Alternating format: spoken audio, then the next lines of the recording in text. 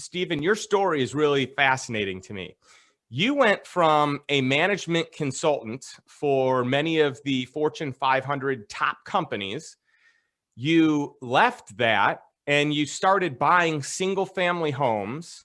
You scaled a portfolio of over 200 single family homes. Now, I believe in the process you were flipping as well. So I don't think you were actually holding the whole time. Probably some you held and some you flipped. I'd love to know more of the details. And then you pivoted into multifamily. I want to know kind of that story, like what got you into management consulting, and then what made you leave it, and why single family homes, and then why multifamily? Because you have a lot of experience across many different facets of business.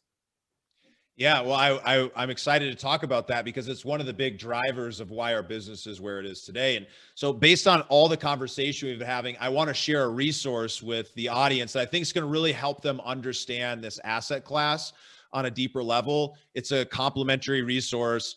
We spent a lot of time putting it together. It's really detailed, but easy for just about anybody to be able to soak in. And there's one section in particular on understanding how to pick a deal due diligence that I think you guys would get a lot from. And if you guys want that, you can just head over to investormindset.com/passive.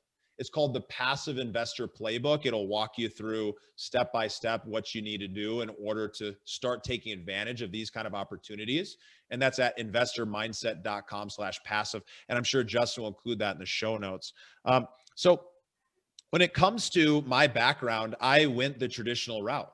I went to university following the belief that by going to university, I'm going to end up getting that dream job. As a management consultant, that's the job that every business graduate is encouraged to desire, to want. And I went into that field, process improvement, focused on how do I make these multi-billion-dollar companies run more effectively, or specific software processes that they're operating in. And it was rewarding. I really enjoyed it. I was phenomenal at it, but there was something that was missing. And it was this passion. It was this drive. It was being surrounded by other people who believed that you could create a better life. What I saw was, and I'm sure a lot of listeners can relate to this, is a lot of people who are punching the clock from 9 to 5, working for the weekends, working for that moment that they get out, and not really thinking about how do they create a great lifestyle.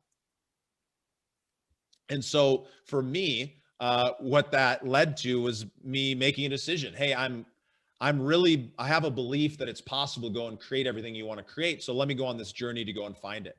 And that led me into technology. That led me into the startup community. And eventually it led me into real estate.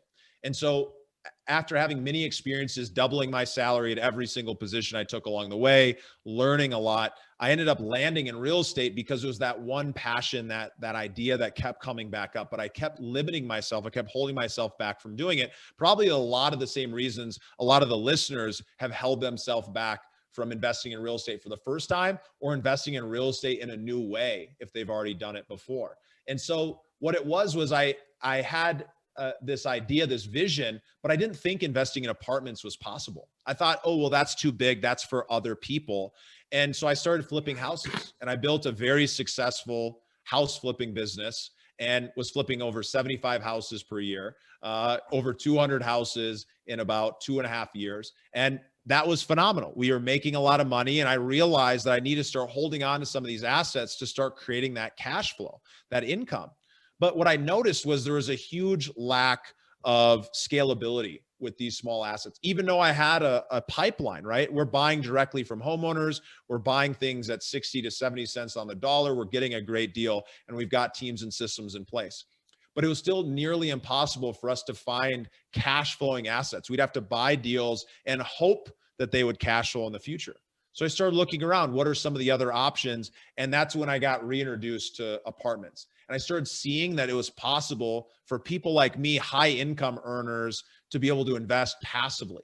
And as I started investing passively, I started seeing the opportunity for me to transition our entire business that direction. And the key reason, although scalability and cash flow and the tax benefits and all of these things that were really important on the passive side as well as active were available, the big thing for me was the people that I got to work with. I wanted to build a business around my ideal client, other people who are successful like me, who are making great money, but they had this common belief that they were focused on growth, not only for themselves and financially, but to have this belief that they can live a better life.